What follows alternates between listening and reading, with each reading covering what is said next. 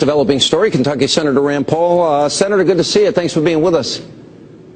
Glad to be with you, Sean. All right, I guess it's a simple question. Do you think this is a wise decision, and do you think that the president needs congressional approval?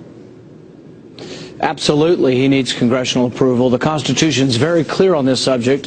In fact, James Madison explained in the Federalist Papers, he said, the executive branch is the branch most likely to go to war. Therefore, we vested the power to go to war in Congress.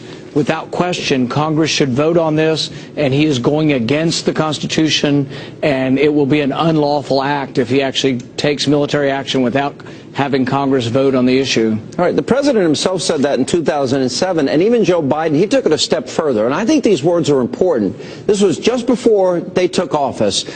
Joe Biden says he would impeach somebody who would do what the president may be about to do. Listen to what he said.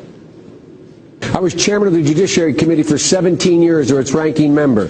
I teach separation of powers and constitutional law. This is something I know. So I got together and brought a group of constitutional scholars together to write a piece that I'm going to deliver to the whole United States Senate, pointing out the president has no constitutional authority to take this nation to war against a country of 70 million people unless we're attacked or unless there is proof that we are about to be attacked. And if he does, I would move to impeach him. The House obviously has to do that, but I would lead an effort to impeach him. The reason for my doing that, I don't say it lightly. I don't say it lightly. I say it because they should understand that what they were threatening, what they were saying, what was adding up to be, what looked like to the rest of the world what we're about to do, would be the most disastrous thing that could be done at this moment in our history that I can think of. Could this be any more clear, Senator? Well, here's the funny thing about this. Biden, actually presides over the Senate. He's the president of the Senate. He would preside over his own impeachment. I suggest he come to the Senate floor and reiterate his position. If that's still his position, he would be for impeaching himself and impeaching his administration. What they need to do is they need to come before a joint session of Congress. They need to spell out, lay out their case, and if they want to take the nation to war, they need to convince a majority of Congress. But you know what? You know the reason they won't? They won't risk a vote because they're worried that they could be defeated. It happened in the British Parliament. The American people are not excited about a new war. We're horrified by people gassing their own citizens. We'd like to know who did it, which side did it. But we're not excited to get involved in a new war right now. And so I will do everything I can to stop the president. We should not engage in a war, and we certainly shouldn't engage in it in an unconstitutional fashion. Well, you mentioned, early on it seemed like the French and the British were quick to jump on the president's side. You referred to the vote earlier in Parliament that Cameron was a pretty big defeat.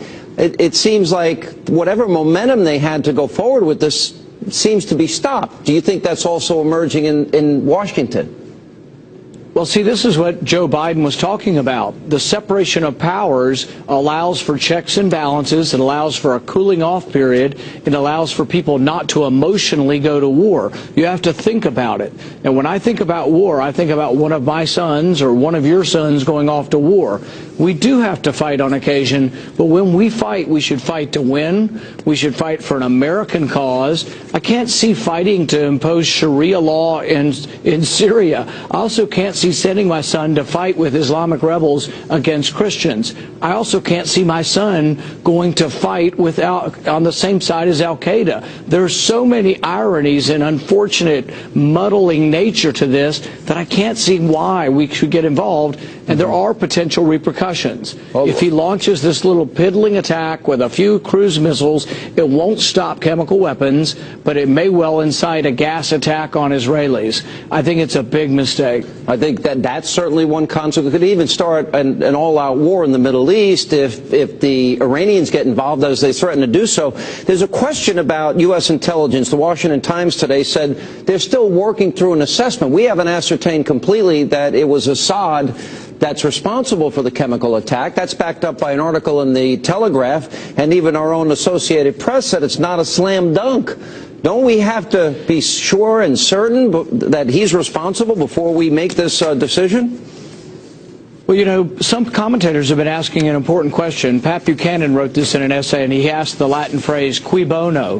Whose benefit is this? So does it benefit Assad to have used chemical weapons? Absolutely not. That's encouraging.